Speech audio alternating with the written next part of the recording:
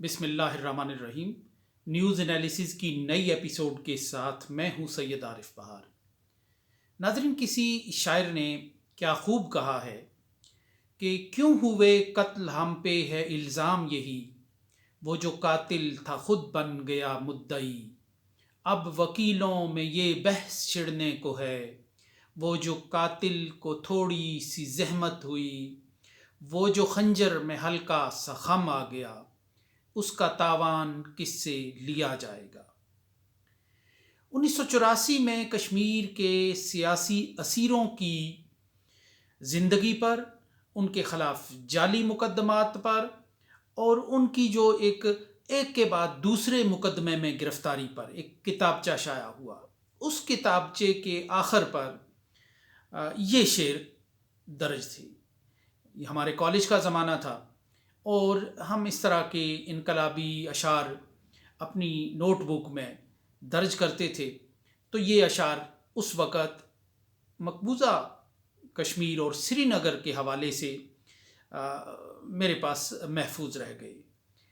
आज जब बरस के बाद कश्मीर के सरबरावरदा रहनुमा मोहम्मद यासीन मलिक के बारे में भारत की अदालत का फैसला आया दिल्ली में, तो यूं लगा कि कश्मीरियों के लिए वक्त हमेशा से थम कर रह गया है। वक्त की सुई एक मकाम पर अटक कर रह गई है। उनके मुकद्दर का धारा एक जगह रुक गया है, उनके हालात का धारा एक जगह रुक गया है। दुनिया में जमहूरियत हो, शहरी आज़ादियाँ हों, इंसानी हकूक़ हों, एहतराम इंसानियत हों और इनके मज़ाहिर और जमजम बह रहे हों, लेकिन कश्मीरियों के शब व रोज़ हमेशा से एक रहे हैं। 1984 में सियासी असीरों के हवाले से दर्ज ये शेर आज 100% मोहम्मद यासीन मलिक के मुकदमे के फ़ैसले पर सादिक आता है।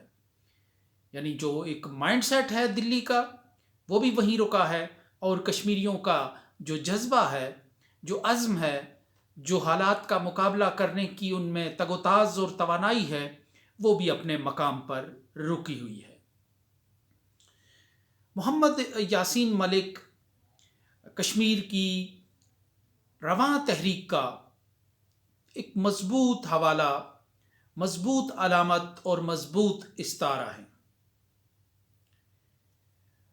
उन्हें भारत की अदालत ने कमाल मेहरबानी करके सज़ाए मौत की बजाय उम्र कैद की सज़ा सुना दी। तो शायद यासीन मलिक जैसे कश्मीरी किरदारों के लिए ये सज़ा कोई नई नहीं है।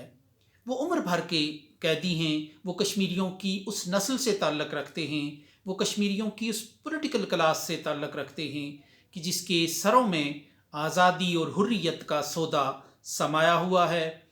और ये जो सौदा है ये उन्हें चैन से नहीं बैठने देता। और ये जो जज्बा है जो उनकी अक्ल पर हावी हो गया है, जो उनकी सोचने समझने की और दुनिया के सूदो ज़ियां के दुनियावी पैमानों को परखने, मापने, तोलने और बरतने की उनकी सारी सलाहियतों पर ये जज्बा उनका हावी होकर रह गया है, उन लोगों के लिए उम्र कैद कोई अहमियत नहीं होती। वो फांसी के फंदे पर भी झूम कर और कशां कशां चले जाते हैं। उनके लिए ये ज़िंदगी जिसमें वो मज़ाहमत कर रहे हैं, जिसमें वो लड़ रहे हैं, उम्र भर की कैद ही है।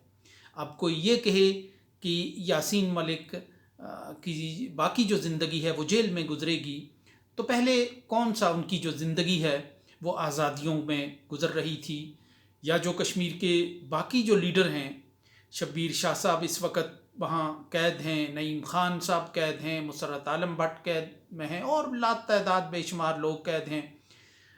उनकी ज़िंदगी तो उम्र कैद ही है। वो उम्र भर के कैदी हैं। वो एक जेल से निकलते हैं तो दूसरी में भेज दिए जाते हैं। वो एक मुकदमे से आज़ाद होते हैं तो जेल के फाटक पर ही, जेल के दरवाजे पर ही, जेल की दहलीज पर ही उसे दूसरे मुकदमे का परवाना थमा कर वापस जेल में डाल दिया जाता है। सैयद अली गिलानी जैसे किरदार इसी कश्मीर के अंदर मौजूद थे कि जिनकी ज़िंदगी जेलों में ही गुजरी। फिर इनके जनाजे भी جیلوں سے اٹھتے ہیں. ابھی حال ہی میں ہم نے دیکھا کہ محمد اشرف صحرائی کا جنازہ جیل سے نکلا. تو یہ وہ کلاس ہے، یہ وہ نسل ہے کشمیریوں کی کہ جو کمپرومائز نہیں کر رہی، جس نے طے کیا ہے کہ وہ لمحے موجود میں زندہ نہیں رہے گی، وہ اپنی آسودگی میں زندہ نہیں رہے گی، وہ اپنی شخصی آزادی کی اس موج میں اور مستی میں نہیں جیے گی. بلکہ یہ وہ کلاس ہے کہ جس نے یہ طے کیا ہے کہ وہ آنے والی نسل کے لیے ایک نقش قدم چھوڑ کر جائے گی، آنے والی نسل کے لیے ایک مثال، ایک روایت اور ایک راستہ متعین کر کے چلی جائے گی. یاسین ملک ان لوگوں میں، کشمیر کی اس کلاس میں شمار کیے جاتے ہیں اور اس کلاس کا حصہ ہیں کہ جو عزیمت اور استقامت کے ساتھ اپنے راستے پر گامزن ہے. وہ دنیا کے جو معروف کامیابی کے، ترقی کے پیمانے ہیں، وہ ان سے بے نیاز اور لا تعلق ہے. اور یہ لوگوں کے دماغوں میں کا پرابلم ہوتا ہے، ان کے دلوں میں دہکنے والی آگ ہوتی ہے، ان کے خوابوں کا ایک لاوا ہوتا ہے کہ جو انسان کو اس راہ پر چلنے پر مجبور کر دیتا ہے. یاسین ملک پر کون سے مقدمے بنے، کیا الزامات لگے، ان کی فرد جرم کیا تھی، انہوں نے یہ بہت پہلے ہی بھانپ لیا تھا کہ بھارت کے اس سسٹم میں انہیں ایک نئی نسل کے لیے عبرت کا نشان بنایا جا رہا ہے. انہیں ایک ایسی سزا دینا مقصود ہے کہ دوبارہ کشمیر کا جو یوتھ ہے، کشمیر کا نوجوان ہے، وہ آزادی کے اس رومانس کو ترک کر دے، وہ آزادی کے یہ خواب دیکھنا چھوڑ دے. تو اس لیے یاسین ملک نے بہت پہلے ہی یہ بھانپ لیا تھا کہ اس سسٹم کے اندر انہیں انصاف نہیں ملنا. یہاں وہی ہے کہ قاتل نے پھر ایک دن مدعی بننا ہے اور پھر مقتول پر ہی یہ الزام عائد ہونے ہیں کہ اس کی گردن اتارتے ہوئے خنجر میں خم آ گیا، اور قاتل کو جو زحمت ہوئی، اس کو جو تھکاوٹ محسوس ہوئی، اس کا تاوان کس سے لیا جائے. سو یاسین ملک کو بھارت کی عدالت نے عمر قید کی سزا سنا دی. ایک جذباتی لمحہ تھا جب کنٹرول لائن کے دونوں جانب ایک احتجاج کا سلسلہ چل رہا تھا. بیرون ملک بسنے والے کشمیری پرزور احتجاج کر رہے تھے. پاکستان کے اندر بھی بہت سے حلقے اس پر احتجاج ریکارڈ کروا رہے تھے. تو لیکن ایسے جذباتی ماحول میں بھارت نے اپنے تئیں، بھارت کی جو عدالت ہے اس نے مہربانی کر کے یاسین ملک کو پھانسی کی سزا دینے کی بجائے، جس کا مطالبہ کیا جا رہا تھا استغاثہ کی طرف سے، عمر قید کی سزا سنا دی. لیکن یاسین ملک نے اپنے جو بھارت کی طرف سے بیان کردہ جرائم ہیں، یعنی جنہیں ہم جرم بے گناہی کہتے ہیں اور جنہیں بھارت جرم کہتا ہے، ان کا دفاع نہیں کیا.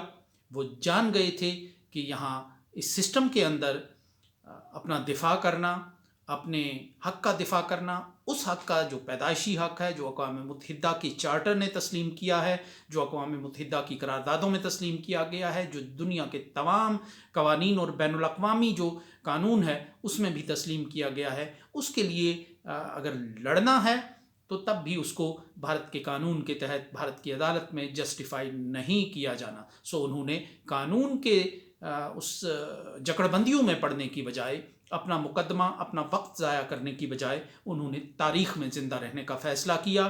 انہوں نے اپنی جد و جہد کو، انہوں نے اپنے جو کاز کو، انہوں نے اپنے مقصد کو واضح طور پر بیان کر دیا کہ وہ ایک آزادی پسند ہیں.